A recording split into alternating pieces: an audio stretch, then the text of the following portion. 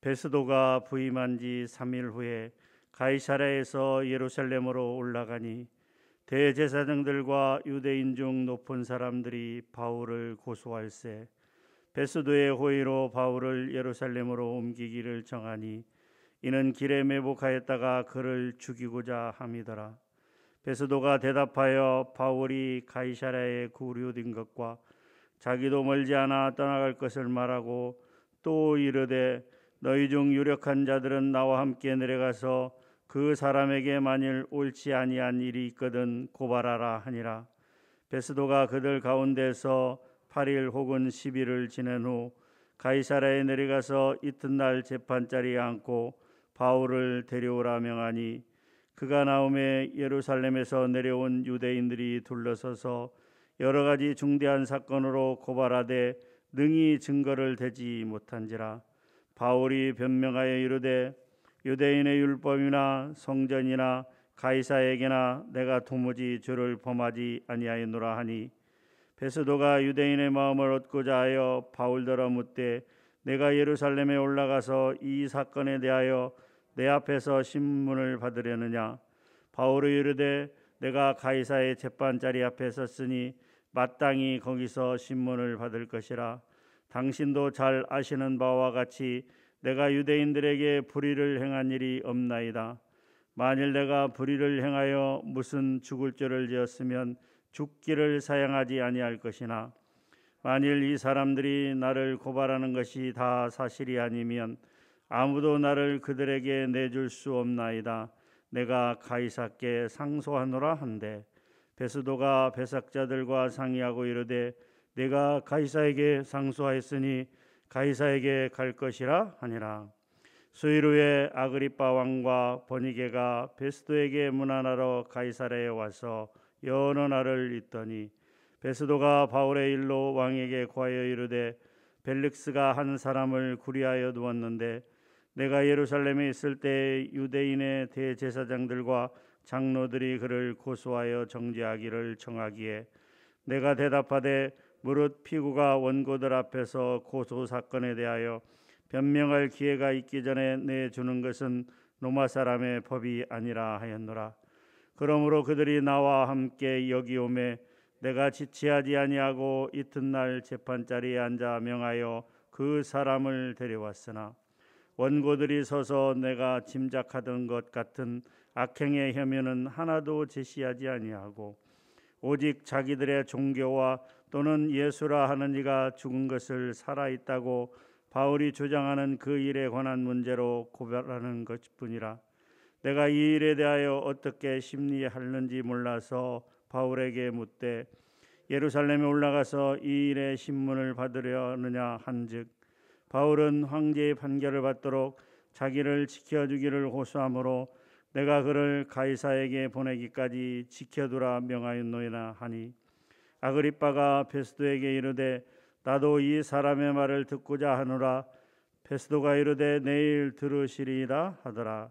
이튿날 아그리빠와 버니게가 크게 위험을 갖추고 와서 천부장들과 시중에 높은 사람들과 함께 접견 장소에 들어오고 베스도의 명으로 바울을 데려오라 하니 베스도가 말하되 아그리빠 왕과 여기 같이 있는 여러분이여 당신들이 보는 이 사람은 유대의 모든 무리가 크게 외치되 살려두지 못할 사람이라고 하여 예루살렘에서와 여기서도 내게 청원하였으나 내가 살펴이건대 죽을 죄를 범한 일이 없더이다. 그러나 그가 황제에게 상소한 고로 보내기로 결정하였나이다. 그에 대하여 황제께 확실한 사실을 아릴 것이 없으므로 신문한 후 상소할 자료가 있을까 하여 당신들 앞 특히 아그리빠 왕과 당신들 앞에 글을 내세웠나이다. 그 제목도 밝히지 아니하고 죄서를 보내는 것이 무리한 일인 줄 아나이다 하였더라. 아멘. 사도행전은 28장 가운데 1절부터 12장은 베드로를 중심으로 한 그 국내 사역, 즉 팔레스타인 지역의 예루살렘과 그 지역을 복음화하는 그러한 일들을 기록하고 있습니다. 또 13장부터 28장까지는 이 사도 바울을 중심으로 한 이방인들, 헬라인이나 또 로마인이나 이런 이방인들에게 복음을 전하는 과정이 기록되어져 있습니다. 우리가 잘 알고 있는 것처럼 사도 바울은 세 차례의 복음 전도 여행을 다녀오게 됩니다. 그리고 이제 마지막으로 이 로마에 가서 복음을 전하고 순교하는 내용을 이제 기록하고 있는 내용들입니다. 이제 오늘 25장에 보니까 사도 바울은 이제 가이사에게 상소하는 내용이 기록이 되어 있습니다. 성경의 모든 부분들이 사실 그렇지만 우리가 이 오늘 사도행전 내용들을 보게 되면 하나님께서는 참 하나님의 백성들의 길을 인도하고 계신다라고 하는 것입니다. 오늘 25장에 이제 바울이 로마로 가기를 원하였던 것은 이미 23장 11절에 나왔던 하나님의 약속 때문이었습니다. 우리 23장 11절 말씀을 한번 같이 보도록 하겠습니다. 23장 11절 말씀 찾으셨으면 같이 한번 합독하도록 하겠습니다. 시작. 그날 밤에 주께서 바울 곁에 서서 이르시되 담대하라. 내가 예루살렘에서 나의 일을 증언한 것 같이 로마에서도 증언하여야 하리라 하시니라. 아멘.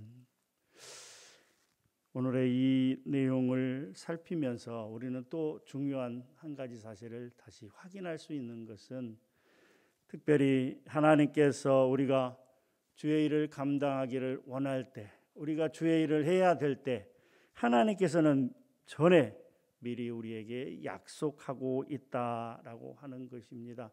사도 바울이 로마에 가는 것이 사도 바울의 뜻이 아니라 하나님께서 예비하심이고 하나님의 약속하심이라고 하는 것입니다. 사랑하는 성도 여러분, 우리가 주의 일을 감당할 때 우리가 뭔가를 계획하고 우리가 뭔가를 실천하고 우리가 뭔가를 진행하는 것처럼 보이지만 그것이 아니라 미리 하나님의 예비하심이었다라고 하는 사실인 것입니다. 어리석은 하나님의 백성들은 그것을 깨닫지 못하게 됩니다. 저의 경우들 보더라도 그 모든 것이 하나님의 인도하심이었다라고 하는 것을 언제 깨닫게 되느냐?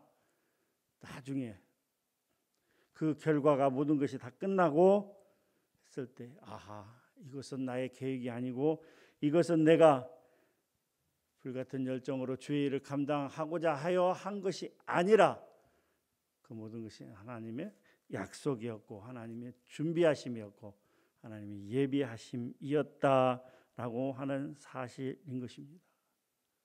오늘 25장에 이렇게 이야기합니다. 11절 말씀 같이 한번 읽도록 하겠습니다. 25장 11절 말씀 시작. 만일 내가 불의를 행하여 무슨 죽을 죄를 지었으면 죽기를 사용하지 아니할 것이나 만일 이 사람들이 나를 고발하는 것이 다 사실이 아니면 아무도 나를 그들에게 내줄 수 없나이다.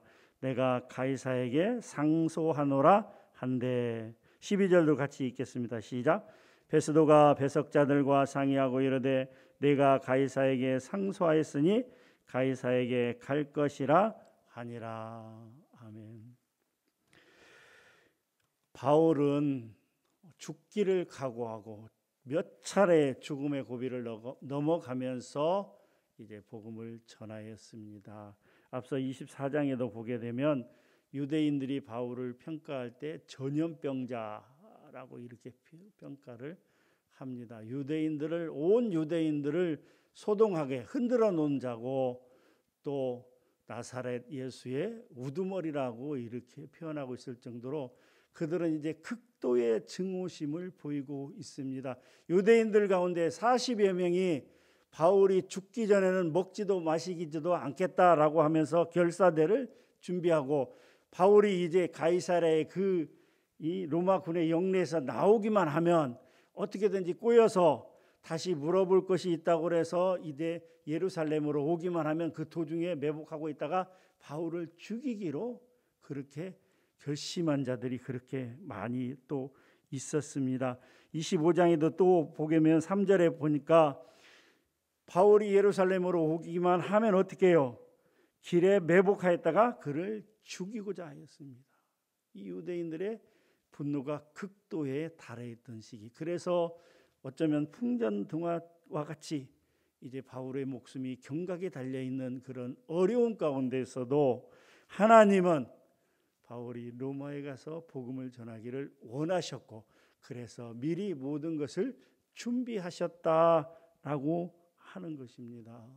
사랑하는 성도 여러분, 하나님이 우리를 창세전부터 택하시고 그때가 언제인지 모르지만 창세전부터 택하시고 이제 하나님의 때가 되어서 우리가 원해서 교회에 나오고 우리가 원해서 우리가 정해진 때에 우리가 하고 싶은 때에 교회를 나오고 하나님을 믿은 것이 아니라 그 모든 것이 하나님의 인도하심이었고 또 지금까지 하나님의 인도하심 가운데 우리가 이렇게 나왔다라고 하는 것입니다. 그런데 중요한 사실은 우리가 어려움을 만날 때 우리가 정말 목숨이 경각에 달린 어려움을 만났을 때 혹은 이런저런 여러 가지 어려움을 만났을 때 하나님은 그 어려움을 피하게 하시고 넘어가게 하시고 그 모든 것들이 하나님의 은혜 가운데 해결되게 하신 것은 하나님의 원대하신 계획이 우리 한 사람을 한 사람을 향한 원대하신 계획이 있었다라고 하는 것입니다. 결국 바울은 이제 로마로 호송되기로 결정이 됩니다. 오늘 25장 말씀을 통해서 우리가 몇 가지를 한번 살펴보기를 원합니다. 첫 번째, 바울처럼 순결한 신앙인이 되어야 한다라고 하는 것입니다. 자신을 죽이고자 하는 유대인들의 모함 앞에서도 그처럼 바울이 당당했던 이유가 무엇일까요? 그것은 바로 누가 봐도 흠잡을 수 없는 순결한 믿음, 신앙 때문이었다라고 하는 것입니다. 이 자신을 죽이고자 하는 유대인들 앞에서도 당당하게 이야기할 수 있었던 것은 나는 주 예수의 사람이다. 나는 주 예수를 따르고 믿는 사람이다. 나는 주 예수를 위해서 목숨까지도 버릴 수 있는 그런 열정과 순결의 신앙을 가진 사람이었다라고 하는 것이죠. 사람이 뭔가 뒤가 챙기는 부분이 있다면 바른 말을 할 수 없고 또 다른 사람의 눈치를 보며 자신의 부끄러움이 드러나지 않도록 그렇게 감추기에 급급할 수밖에 없습니다. 그런데 거리낄 것이 없는 그런 바른 신앙, 순결한 신앙을 가진 사람은 다른 사람 앞에서 항상 바른 말을 할 수 있고 옳은 길을 갈 수 있다라고 하는 것입니다. 사랑하는 성도 여러분, 우리가 믿지 않는 사람에게 복음을 전할 때 그 사람이 너나 잘해라 이런 이야기를 할 때 우리에게 부끄러움이 있다면 우리가 어떻게 복음을 전할 수 있겠습니까? 우리 평상시의 행동이 바르고 말이 바르고 그럴 때 우리는 바른 복음을 전할 수 있다라고 하는 것입니다. 두 번째, 이 베스도처럼 사람의 마음을 얻고자 해서는 안 됩니다. 9절 말씀이죠. 9절 말씀 한번 같이 읽겠습니다. 시작. 베스도가 유대인의 마음을 얻고자 하여 바울더러 묻되 내가 예루살렘에 올라가서 이 사건에 대하여 내 앞에서 신문을 받으려느냐. 베스도는 유대인의 마음을 얻고자 애썼습니다. 베스도는 이전의 총독인 벨릭스와 마찬가지로 유대인들의 눈치를 살폈다라고 하는 것이죠. 그러나 우리가 이미 알고 있는 것처럼 사도 베드로와 요한은 어떠했습니까? 그들은 사내들인 공회 앞에 체포되어 갔을 때 생명의 위험을 무릅쓰고 담대히 선포합니다. 하나님 앞에서 너희 말 듣는 것이 하나님 말씀 듣는 것보다 옳은가 판단하라. 사랑하는 성도 여러분, 우리의 삶이 하나님을 기쁘시게 하는 삶입니까? 아니면 사람을 기쁘시게 하는 삶입니까? 하나님의 마음을 얻고자 애쓰는 삶입니까? 사람의 마음을 얻고자 하는 삶입니까? 우리는 사람의 마음을 얻기 위해서 애쓰는 삶이 아니라 하나님을 기쁘시게 하는 삶, 하나님의 마음을 얻고자 하는 삶이 되어야 될 줄 압니다. 사람의 눈치를 살피는 것이 아니라 하나님의 뜻을 알고자 애쓰는 그런 삶이 되어야 하는 것입니다. 세 번째로 바울처럼 철저히 헌신하는 삶을 살아가야 된다라고 하는 것이죠. 순결한 삶을 살아가는 순결한 신앙을 가진 사람들이라 할지라도 죽음 앞에서는 몸을 사리고 불의에 쉽게 굴복하는 일들이 종종 있다라고 하는 것이죠.